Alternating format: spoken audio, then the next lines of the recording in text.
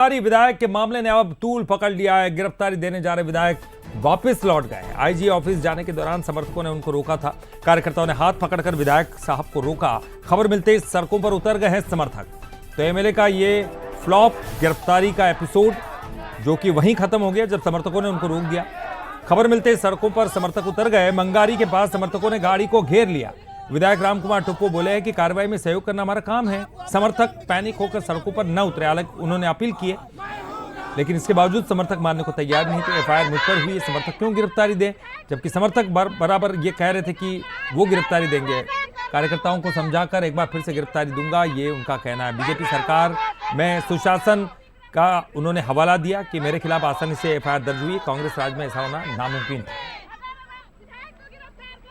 गिरफ्तारी को लेकर के रामकुमार टोप्पो अंबिकापुर आईजी कार्यालय जा रहे थे, लेकिन इनके समर्थकों के द्वारा जिस प्रकार से इन्हें रोक दिया गया और रोकने के बाद जो विधायक है वे वापस अब जो सीतापुर आ चुके हैं। सीधे तौर पर आप देख सकते हैं कि विधायक जो अब सीतापुर में आ चुके हैं और रेस्ट हाउस में यहाँ पर जमीन पर बैठे हुए अपने समर्थकों के साथ। समर्थकों का प्यार है। सीधे तौर पर इनसे ही बात करते हैं। आप गिरफ्तारी देने जा रहे थे, समर्थकों का आपको प्यार मिला, आखिर वो आपको वापस ले आए। देखिए, ये आज के लिए इन समर्थकों का जिस हिसाब से आपने देखा कि हमारा बात बिल्कुल सुनने के लिए तैयार नहीं है, तो उस स्थिति में हम यहाँ वापस आए हैं। और मैं कहता हूँ कि भावनात्मक तरीके से मैंने सीतापुर से जुड़ा है और जिस हिसाब से बहनों का जो आंसू है मुझे कदम पीछे खींचने में मजबूर किया है, मैं यहाँ वापस आया हूँ। और आज के विषय में हमारी ये बहनें हैं, हमारे समर्थक हैं, हमारे क्षेत्र की जनता है, यही विषय को जवाब देंगी। लेकिन कानूनी प्रक्रिया है, वो पूरा सहयोग हम करेंगे। समर्थक काफी पैनिक हो चुके थे, भावुक भी हो चुके थे कहीं ना कहीं, उसे लेकर के आप क्या कहेंगे? मैं बहुत धन्यवाद करता हूं हृदय से कि जिस आत्मीयता से सीतापुर ने मुझे बुलाया था, आज उसमें कोई कमी नहीं आया है। शायद इसलिए क्योंकि सीतापुर को मैंने अपना स्नेह धरती माना है और मैं इसके लिए मैं धन्यवाद करता हूं सभी सीतापुर की 4 लाख 5 लाख जनता का मैं बहुत आभार करता हूं। रामकुमार भैया, गिरफ्तारी की बात अब है, तो क्या करेंगे? गिरफ्तारी किस प्रकार से होगी, आप कब जाएंगे जो बता रहे थे? बिल्कुल, प्रक्रियाएं तो है वो देखिए होगी ही, और अभी फिलहाल मैं कार्यकर्ताओं के साथ हूं और हम कानून के साथ पूरा सहयोग करेंगे। कार्यकर्ताओं को समझाएंगे, काफी पैनिक हो चुके थे और समझाने के बाद ही जो है अब विधायक रामकुमार टोप्पो गिरफ्तारी देने की बात कह रहे हैं। दीपक कश्यप, बंसलू, सीतापुर। और चलिए, ज्यादा जानकारी के लिए सीधे रुक करेंगे। हमारे साथ हमारे ब्यूरो चीफ दीपक कश्यप इस वक्त जुड़ गए हैं।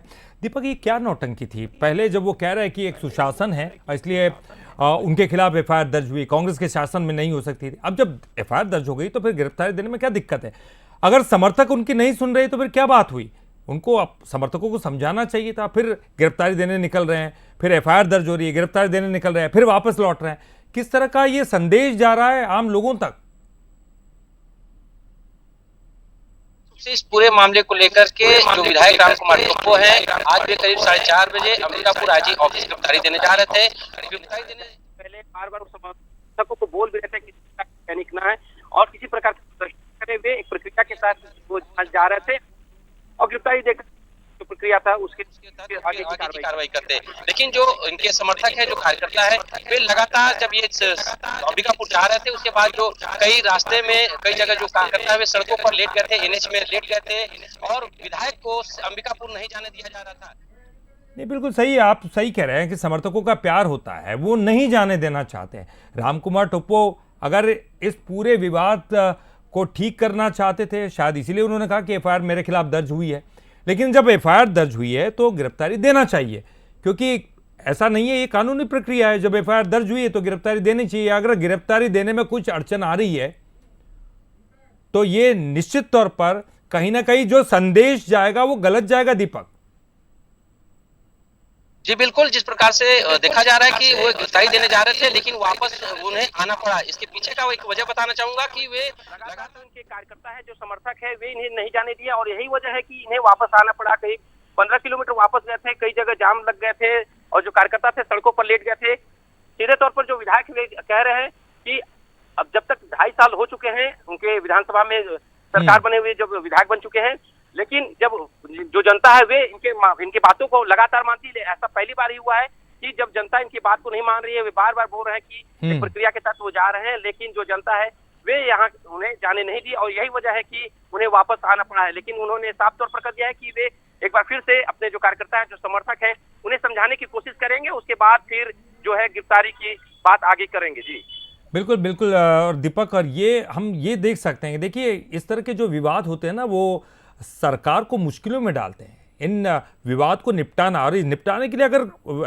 विधायक साहब खुद प्रयत्न कर रहे हैं तो ठीक है, लेकिन ये तो बिल्कुल उल्टा जा रहा है। इस बात का ध्यान रखना चाहिए। कांग्रेस को भी बोलने का मौका मिल रहा है इस पूरे मामले को लेकर। बहरहाल बहुत बहुत शुक्रिया दीपक, इस पूरी जानकारी के लिए, बातचीत करने के लिए।